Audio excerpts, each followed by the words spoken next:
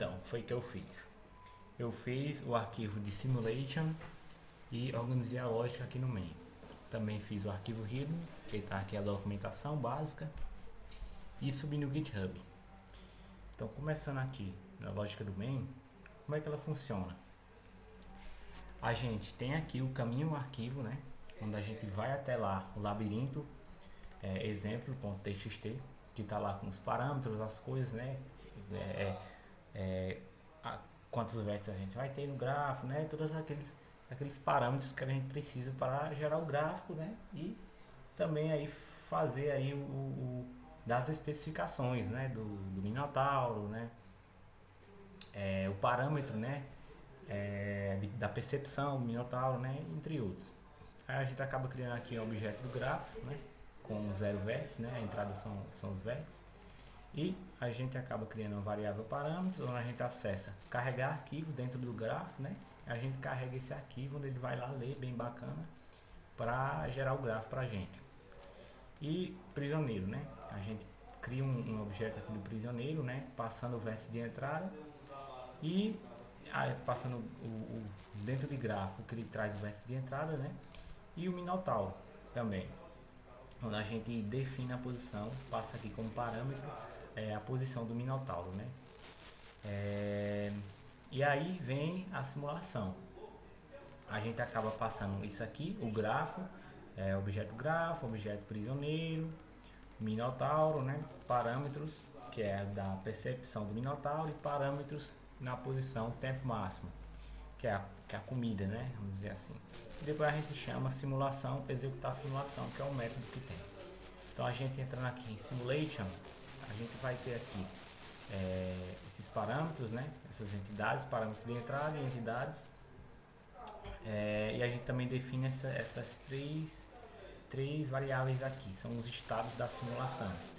A gente vai acabar utilizando elas para definir, né, a condição de parada, né? A gente tem aqui o tempo decorrido, que a gente vai contar, né, o tempo, né, conforme a cada interação a gente tira ali um tempozinho, né? E detectado, define como falso, que aqui é se o jogador for detectado, né? Então pelo Minotauro, se o jogador for morto, né? E se tiver uma vitória, né? A gente define como falso. E aí a gente tem aqui executar a simulação, que é o loop principal, né? Onde a gente vai ter a cada interação, ele vai se passar um segundo, né? O prisioneiro ele vai se mover, o Minotauro ele se move também, ele pode se mover tanto normal como ele pode estar perseguindo, caso ele detecte, né, o prisioneiro, verificar encontros para verificar se eles se encontraram, né, se o Minotauro encontrou o prisioneiro, e ele vai parar quando acabar o tempo, quando o prisioneiro escapar ou morrer, né? E aí a gente faz um while. Aí o while ele tem, se o tempo decorrido for menor que o tempo máximo, enquanto, né, no caso, enquanto o tempo decorrido for menor que o tempo máximo, que é o que a gente quer, né? Ou, e no caso, se ele não tiver morto e não tiver acontecido a vitória ainda, né? E aí a gente bota o time sleep, espera um segundo cada, e a gente acaba incrementando aqui no tempo decorrido, né? Porque passou um. E aí a gente vai, movimenta aqui o prisioneiro, a gente chama pose de P, que é a posição do prisioneiro, a gente chama aqui a entidade do prisioneiro, chama o método mover, ele vai se mover, e a gente vai verificar a primeira condição de vitória, né? Que é se o prisioneiro chegou no vértice de saída. Quando eu chamo esse método aqui, ele acaba me retornando o vértice, né? O vértice que ele chegou. Se esse vértice aqui que ele chegou foi igual ao vértice de saída, então eu defino aqui vitória como true e acaba o ciclo aqui. Depois a gente faz o movimento do Minotauro, caso passe por isso aqui e não seja igual, né? E onde a gente acaba fazendo o algoritmo do Dijkstra a partir da posição do Minotauro, e a gente verifica como ele traz o vetor, né?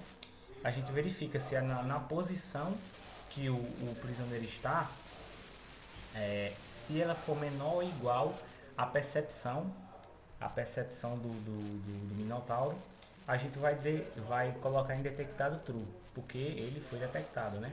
E na posição do Minotauro a gente chama que através da entidade o método novo é perseguido, né? Que ele vai perseguir agora o prisioneiro. Caso ele não detecte, né? Não perceba, né? Caso o Minotauro não perceba o prisioneiro, a gente vai apenas fazer um movimento normal do Minotauro. E depois a gente verifica o encontro, né? Se a posição de Pedro, se a posição do prisioneiro for igual à posição do Minotauro, a gente vai fazer uma verificação aqui de um random. A gente acaba utilizando esse método aqui para a gente dar 1% de chance, né, do prisioneiro vencer, né? Se ele conseguir, o prisioneiro vence, né, e derrota o Minotauro, e aí a gente coloca a vitória como true. Caso não, o Minotauro morre, né? E acaba no final a gente acaba gerando um relatório, chamando essa função gerar relatório, onde ele vai fazer aí bem bacana o que a gente precisa, né? O relatório final. Aí aqui dentro do Rhythm a gente tem aqui como explicando algumas coisas, né, do projeto e tudo. Os vídeos vão ficar aqui no final, né? Ainda não coloquei, vou colocar. E aqui a gente tem como a gente roda, né?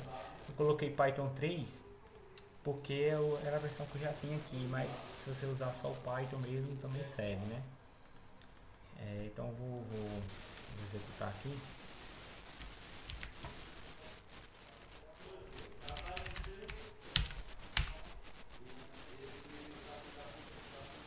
Pronto. Ele demorou um pouquinho porque por causa daquele sleep, né? Eu vou rodar de novo o algoritmo. Vamos ver. Esse aqui no caso ele foi nesse primeiro ele foi morto, né, pelo Minotauro. Aí aqui ele escapou, né? Vou jogar mais uma vez agora. O prisioneiro foi morto de novo. E aqui ele vai trazendo, né, o vértice, os caminhos que ele está andando, né? Tanto do prisioneiro quanto do Minotauro. Foi morto de novo, né? Vamos ver se a gente consegue matar o Minotauro aí. O prisioneiro escapou, aí, diferente, né? Foi morto pelo Minotauro. O prisioneiro escapou. O prisioneiro já foi morto direto aí, ó. Só andou uma vez só. Foi morto pelo Minotauro de novo. O prisioneiro escapou, então não vou tentar não, mas não. Então é isso aí.